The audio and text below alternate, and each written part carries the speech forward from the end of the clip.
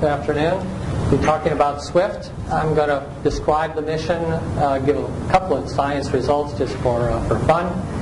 And then Joe and I are going to tell you some of the battle stories we have and hopefully some lessons learned that are useful for you. SWIFT is a gamma ray burst mission. It's a multi-wavelength payload. It has three different instruments on board. It was selected in the MidX program in November of 1999. We launched in 2004. It's managed at Goddard. We have a lead university partner at Penn State, and one of the reasons we were able to fit a 3-instrument payload into an Explorer budget was that the UV optical telescope and the X-ray telescope were, a lot of the hardware was contributed from the UK and Italy. Start out with a 2-year prime mission. We're going on 7 years now, and we are going into the senior review every 2 years. We've been doing very well in the senior review, so I anticipate that we'll keep going for quite a while longer. And the objective is to study gamma ray bursts, which are flashes of gamma rays, really bright flashes of gamma rays in the sky, to learn about them, to use them to study the early universe, and to study and also study the hard X-ray sky. But SWIFT has evolved into a kind of transient response observatory for the whole community in a lot of different science areas. We're currently doing 3 target of opportunities per day from a web-based system where people tell us about something interesting. Last night we looked at the asteroid as it flew by. Anything that's transient, we end up usually looking at. The way the mission works is that we have this wide field hard X-ray gamma ray instrument, use about 2 steradians of the sky. When there's a transient or a gamma ray burst within the field, it detects it, and on board determines its position to a couple of arc minutes. Uses a coded aperture mask, and then that position is sent to the spacecraft, which autonomously slews, so it's like an astronomical robot, and points the X-ray telescope and the optical telescope at that position to look for the afterglow of the burst. Sometimes we get on there early enough to still see the burst in progress, and which often happens for other kinds of transients. Bursts last tens of seconds. Many transients will last hours or even days. This wide field imaging instrument was developed at Goddard. So it's a pretty high-tech instrument. We use the new cadmium zinc telluride detectors, which are solid-state detectors. We have 32,000 of these little detectors. View the sky through a lead-coated mask. That's how we get the position of the beacon. In this energy band, up until the new star mission, it hasn't been possible to focus gamma rays or X-rays. And even in the future, for wide field of view, coated aperture is the way to go. And then these are conventional telescopes. It's a grazing incident X-ray telescope and a normal 40-centimeter telescope for optical. The mission operations is that we're in low Earth orbit, 20 degrees roughly, inclination. We get the data down through the Malindi ground station, which is contributed by the Italians, and the rapid alerts come down through TDRS. We launched in November 2004. We have a mission operations center at Penn State. Uses students and postdocs. It's a really inexpensive and very good place. And then the science centers at Goddard, and we send all the data out immediately on the gamma ray coordinated network, gamma ray burst coordinated network, which sends positions out in real time to telescopes on the ground, and then other ways. And I wanted to show you our org chart.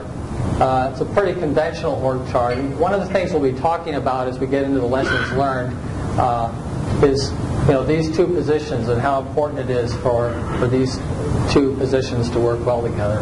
Unlike a strategic mission, all of you guys the PIs are at the top of the org chart. The responsibility begins and ends with you. But it's really these 2 positions working together at the top of the org chart. That's the way it needs to work. That's the way it worked with us, and we think it was important. Okay, so now a couple of science things. Wherever we point the telescope, we get nice multi-wavelength images. So this shows galaxies that we look at in the optical, ultraviolet, and X-ray. And look how different they are in these different wavelength bands. In the UV, you're really seeing the densest star formation regions, especially in these spirals, where all the hot young stars are. The X-ray band looks completely different. These are neutron stars, black holes that are accreting matter. They're sprinkled throughout the galaxy. Sometimes there's a bright one at the center of the galaxy, an AGN. The mission was designed to do gamma ray bursts. We've now detected over 600 of these. This is an infrared image of the sky that shows where the different bursts are in the sky. And they come from all different directions at random times. They're usually very bright. They're the brightest objects in the sky in the gamma ray band while they last for a few tens of seconds. And because of that, we can use them to study the early universe. And we've really sort of pushed on this particular topic with SWIFT a lot. We're working with ground-based observers to do infrared spectroscopy to really determine the redshift of the bursts. And these are the highest redshift bursts that we have. In fact, we have the highest redshift object in the universe with the spectroscopic redshift. That's this one at 8.2. So it's a long way away. These 13 billion light years distance.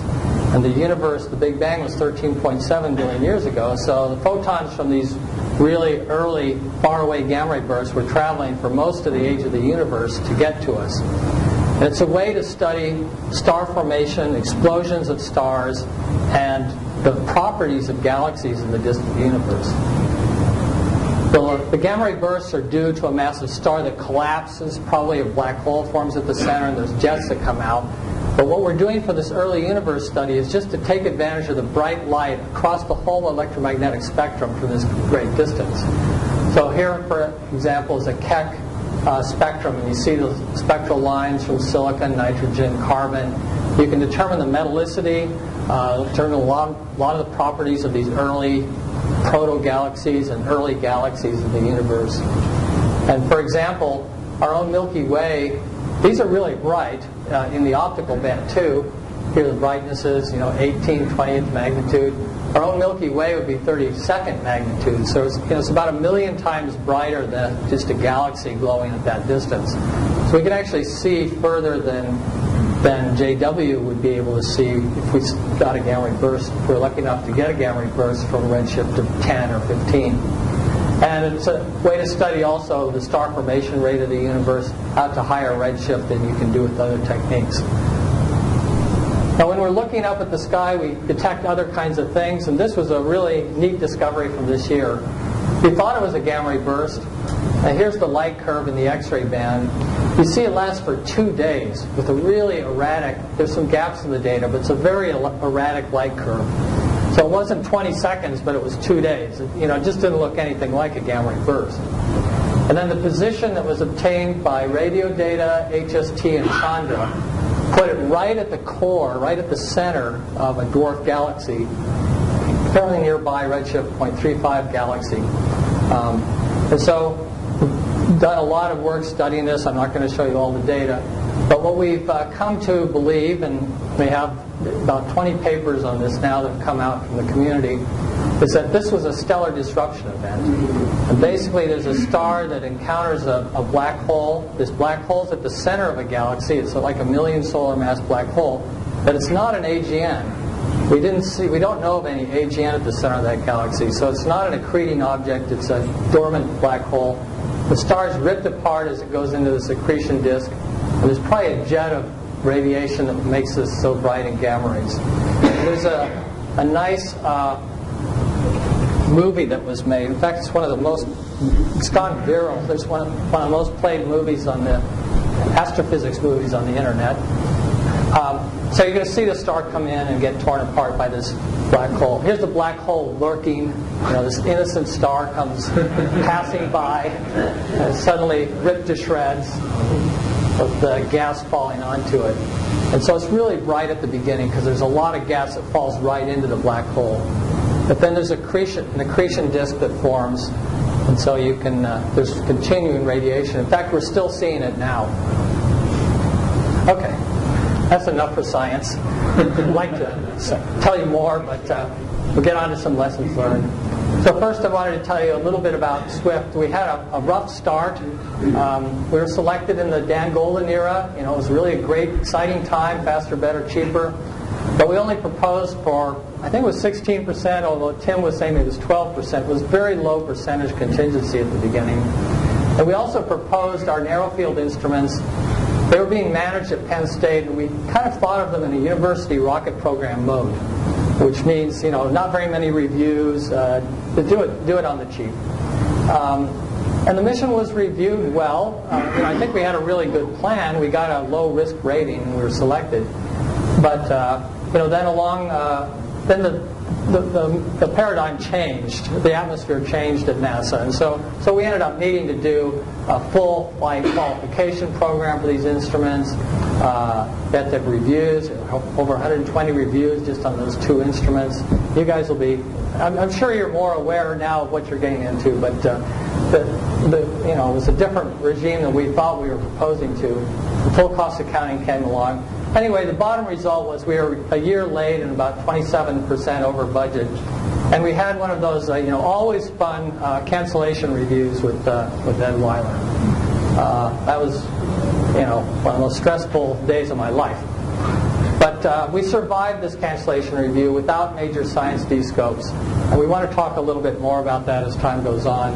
I think it was, a result of full disclosure at the time and leading up to that, exactly where we were, what our technical problems were. And also commitments from Goddard, Spectrum Astro, and Penn State, financial and mostly manpower, that showed that they were really completely in on this and we're going to do anything it took to get the mission to the launch pad. So that's kind of our dismal lesson number one. So sort of on a more cheerful note, since I'm the PI, I'll talk a little bit about the science management. Well, maybe you already have this, but one of the things I did was, and I did a little bit late, so I wish I thought about this earlier, but to set up in a very formal way an executive science committee from the partners. And of course there's a management team and there's a lot of communication going on with the management, and Joe and Tim Gehrels was the project manager at the beginning, had these regular meetings. But it's also important, I think, to keep the science leadership at the different institutions fully engaged. And we had formal telecons with minutes, action items. Not only was it a way of telling people what was going on and keeping everyone informed, but it was also a way of getting their feedback from what their problems were. So it was push and pull. And then pay attention. I don't know, some of you don't have this case, but this was a university NASA Center collaboration. And it was really important to pay attention to the interface between these two. And the culture differences, can be different. They can clash. It's not. We certainly all proposed together this plan for the XRT and UVOT with Penn State, and we had an excellent relationship with Penn State. It was important just to keep track, and this was. We also had university partners in the UK, and I think Tim Gehrels in the first years had a lot of work trying to bring that together and work with those universities that just weren't familiar, especially in Europe, with working on a sort of with the NASA Center leading them. Okay, well, arranged for fair weather at the launch site. We shipped down to Florida, and we had 4 hurricanes that swept over. We took the payload out of the shipping box, put them in the clean room, and then we had to pack it right back up. And actually the roof on our building was torn off, wasn't it? And the vehicle assembly building had tiles missing. So I hope that doesn't happen to you. We had this idea, since we were just sitting here twiddling our thumbs, wanting to launch so bad, maybe we can go right up through the eye of the hurricane. That's the way to do it. Okay, we'll switch over now in a minute to Joe talking, but I wanted to tell you a little bit about. We both felt that the PI and PM relationship is a key to mission success.